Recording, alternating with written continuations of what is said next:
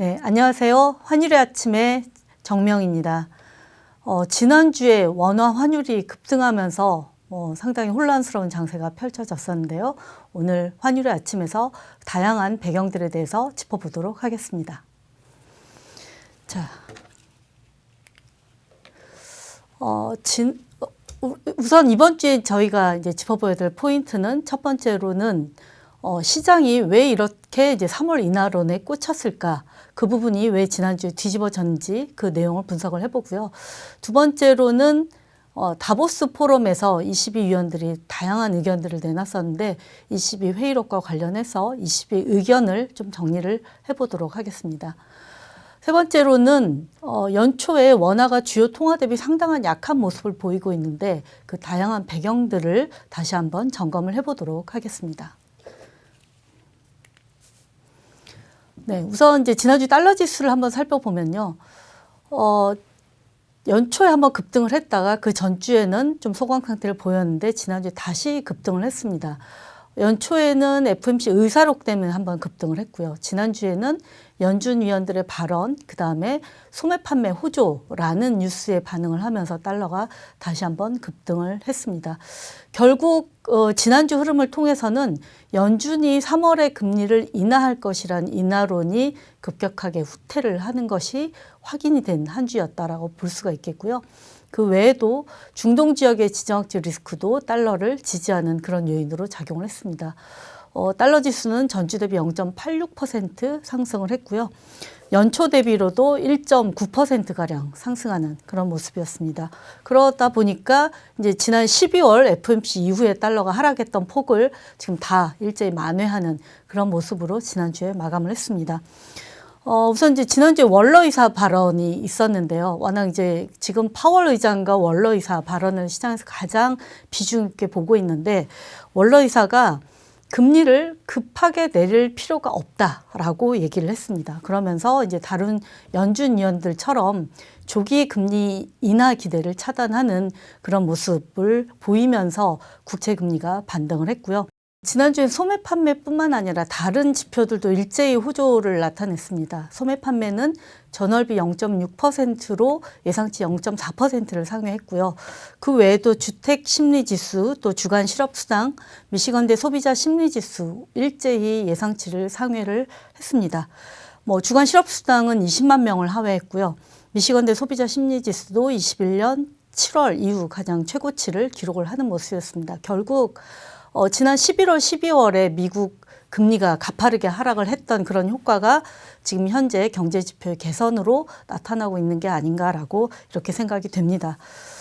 이런 영향으로 지난주 미국 국채 금리는 2년 금리는 24bp가 상승을 했고요. 그러면서 3월 금리 인하 기대가 50%를 밑돌게 됐습니다. 그리고 10년 금리는 19bp 상승을 했는데요. 10년 금리는 이제 다시 3.8%까지 떨어지기도 했었지만 다시 4%에 안착하는 것이 아니냐라는 기대를 좀 불러일으켜주는 움직임이었다라고 생각을 합니다. 지난주 전반적으로 증시는 좀 약세였지만 미국 증시는 좀 상당히 예외를 나타내면서 S&P 지수가 다시 사상 최고치를 경신하는 그런 모습을 보여줬습니다. 역시 이제 미국 경제는 좀 다르다라는 부분이 증시 쪽에서도 확인이 된 흐름이 아닌가라고 생각이 듭니다. 통화별로 그 등락률을 보시면 이제 일본 엔화가 가장 약세를 보였었는데요. CPI가 예상보다 낮게 나오면서 통화정책 정상화의 기대가 낮아진 부분이 엔화 약세를 좀 더 드라이브를 했던 것 같고 원화도 상당히 약한 통화군에 속하는 모습을 확인을 하실 수가 있을 것 같습니다. 일단 지금 최근에 이제 미국 지표들이 일제히 개선되는 모습을 보이고 있다 보니까 3월 금리 인하론이 급격하게 후퇴를 하고 있는 그런 모습인데요. 파월 의장이 결국 물가 안정에 좀 방점을 실으면서 약간 편안한 그런 태도를 보이긴 했지만 물가 안정만으로는 3월 금리 인하론을 좀 정당화하기는 어렵지 않을까라고 생각이 듭니다. 또 여전히 미국 경제 지표가 상대적으로 또 절대적으로도 나쁜 견조한 모습을 보이고 있다 보니까 이런 부분이 일단 당분간 달러를 지지하는 그런 흐름을 예상을 하고 있습니다. 다만 달러 지수도 12월 FOMC 이전 수치까지 지금 다시 이제 반등을 한 상태이거든요. 그렇기 때문에 좀 추가 상승 여력은 제한적이지 않나 이렇게 판단을 하고 있습니다. 자, 이런 분위기 속에서 지난주 달러 원은 우선 오른쪽 차트 한번 보실까요? 차트 보시면 1340원대, 지난주 고점이 1346원 70전이었습니다. 작년 말 대비로는 50원 넘게 상승한 그런 수치인 거죠. 지금 연초 시작한 지 얼마 안 됐는데 환율 상승세가 굉장히 가파르다고 할 수가 있습니다. 물론 달러 지수가 상승한 부분이 가장 큰 변수이긴 합니다만은 최근 원화는 증시 하락도 외국인 주식 매도 외에도 중국 증시 급락에 상당히 좀 영향을 받고 있는 그런 모습입니다. 그래서 뒤에 이슈에서 한번 살펴보도록 하겠습니다. 지난주에 외국인은 5,600억 원 가량 순매도로 마감을 했습니다. 지난주 수요일 날 증시가 급락을 할 때 현물 1조 원, 선물 1조 원 각각 넘게 순매도를 하기도 했지만 그래도 주말에 순매도 규모를 좀 줄이는 그런 모습이었습니다. 외국인의 국내 채권은 계속해서 매수 기조를 이어가고 있고요. 내국인도 연초 지금 매주 주식과 채권 순매수 기조를 이어가면서 크진 않지만 꾸준한 해외 투자는 지속이 되고 있는 것을 확인을 해볼 수가 있겠습니다. 자, 이번 주 첫 번째 포인트는 시장에서 가장 지금 중요한 게 연준의 3월 금리 인하에 대한 얘기이지 않겠습니까? 일단 3월 인하로는 약간 후퇴했다 이렇게 말씀을 드리긴 했지만 그러면 거꾸로 왜 이렇게 시장이 3월 인하론에 꽂혔을까라는 관점에서 한번 생각을 해볼 필요가 있을 것 같습니다. 제가 생각하는 이유는 한 3가지 정도인데요. 첫째가 이제 과거의 인하 사이클, 두 번째가 파월 의장의 태도, 세 번째가 현재 미국의 실질금리 수준, 이 정도이지 않을까라고 생각을 합니다. 이제 과거 금리 인하 사이클, 왼쪽 차트를 보시면 금리 인하를 시작하면 굉장히 급진적으로 금리를 내렸다라는 걸 확인을 해보실 수가 있습니다. 지난 20년 동안의 흐름인데요. 2000년 초반에는 12개월 동안 무려 475bp를 인하를 했고요. 2008년, 6년, 7년 요 당시에도 16개월 동안 500bp나 인하를 했습니다. 그 다음에 2019년 때 보더라도 인하를 시작하면 굉장히 가파른 그런 인하였다는 걸 확인할 수가 있겠죠. 그렇기 때문에 시장이 연준이 금리 인하를 검토했다라는 것 자체는 이제 지체 없이 굉장히 적극적으로 금리를 인하할 수 있다라는 기대를 갖고 있었던 게 사실입니다. 그런데 좀 이러한 기대에 찬물 끼얹은 게 지난주에 월러 이사의 발언이 아니었나라고 생각이 됩니다. 월러 이사는 노동시장이 양호하고 그리고 인플레가 2%를 향해 점진적으로 낮아지고 있기 때문에 과거처럼 금리를 급하게 내릴 이유가 없다라고 얘기를 했습니다. 그러니까 이번 금리 인하 사이클은 과거와는 다를 거다라는 것을 언급을 했다라는 것 자체가 시장에 좀 3월 금리 인하 기대론이 너무 성급했다라는 인식을 주지 않았나라고 생각을 합니다. 파월 의장은 이제 지난 12월 FOMC 회의에서 점도표를 낮추고 여러 가지 좀 시장보다 비둘기파적인 그런 상황이 나타났었고 사실 FOMC 이전부터 국채금리가 급락을 하면서 금리 인하 기대를 반영을 해왔는데 연준 의장이 과거와는 다르게 그러한 시장의 반응에 대해서 별다른 언급을 하지 않았습니다. 그러니까 시장이 3월 금리 인하를 하더라도 그게 크게 부담스럽지 않다라는 태도를 보였다는 것 자체가 그 이후에 연준 위원들이 아니다. 우리는 3월은 너무 급하다고 생각한다. 라고 얘기를 했음에도 불구하고 시장이 파월 의장의 발언에 좀 그 중점을 두면서 그 의견들을 좀 애써 무시했던 부분도 3월 인하론에 꽂혔던 이유가 아닐까라고 생각을 합니다. 세 번째로는 이제 오른쪽 실질금리 차트를 보시면 실질금리가 지금 2.9%까지 올라와 있습니다. 그러니까 실질금리만 놓고 보면 굉장히 긴축적이라는 얘기죠. 그래서 이런 긴축적인 상황이면 연준도 이게 이제 자칫 경기를 고꾸라뜨릴 수 있기 때문에 금리 인하를 좀 서두를 수 있다라는 생각을 하게 됐었던 겁니다. 그런데 실질금리 자체는 어떤 경제를 제약하는 수준임에는 틀림이 없지만 여전히 고용도 상당히 탄탄하고 전체적으로 소비 심리도 유지가 되는 그런 견조한 경제 지표 이런 것들을 생각을 해보면 그렇게 긴축적이라고 말하기는 좀 어렵다라는 인식을 줄 수 있다라는 거죠. 그래서 이제 이런 부분들이 결국은 시장의 3월 금리 인하론을 후퇴시킨 그런 상황으로 전개가 된 게 아닌가 싶습니다.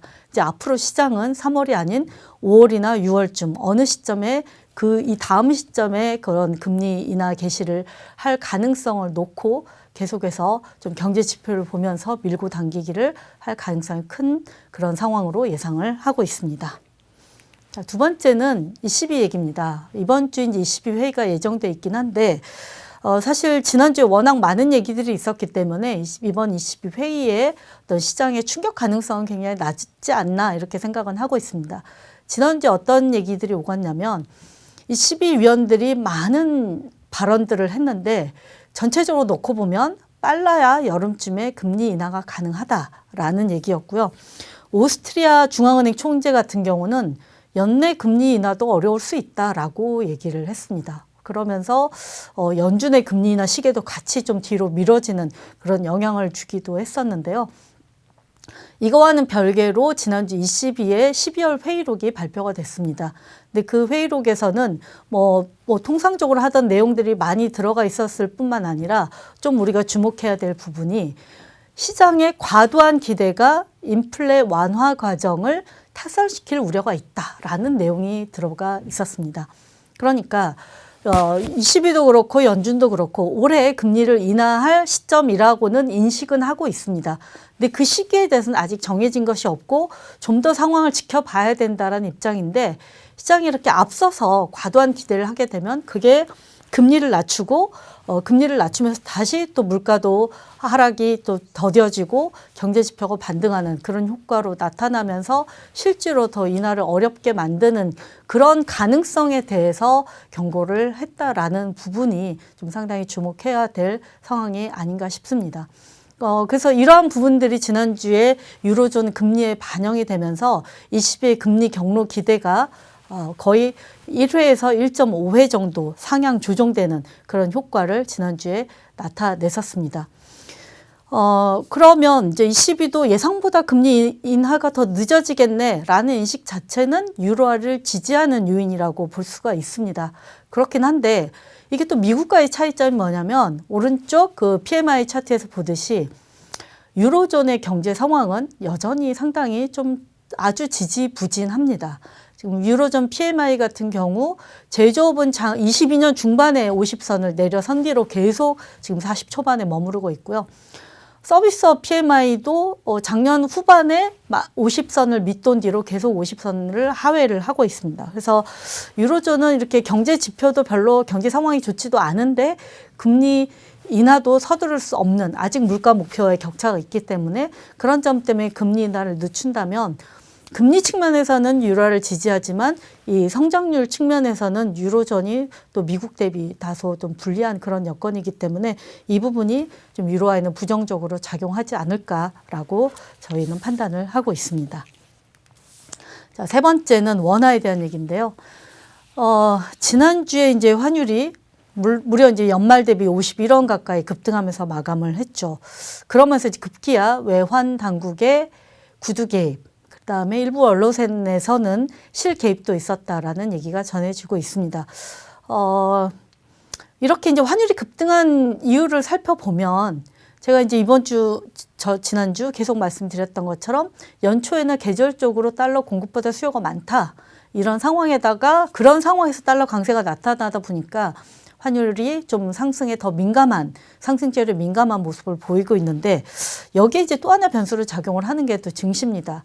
특히 한국 증시는 많이 빠지긴 했어도 그래도 외국인 매도세가 그렇게 강했다라고 보기는 어려운 그런 상황인데 최근에는 중국 증시 흐름에 원화가 상당히 많이 영향을 받고 있기도 합니다. 특히 이제 중국 증시 하락 자체가 우리 증시 하락 요인으로 작용하는 그런 메커니즘이 하나가 있고요. 최근에 또 하나 생긴 연결고리가 이제 홍콩 H지수 ELS 관련해서 홍콩 증시가 빠지면서 빠질수록 그 관련된 어떤 해지 해지와 관련해서 달러 수요가 발생을 하는 그런 구조가 있습니다. 그래서 이런 부분들이 또 수급적으로도 더 환율 국내 외환시장에서 달러 수요를 유발하기 때문에 더더욱 이런 중국 증시에 대한 민감도까지 보이면서 환율이 상승 재료에 보다 민감하게 반응하는 그런 흐름이 나타나고 있는 게 아닌가라고 생각이 됩니다.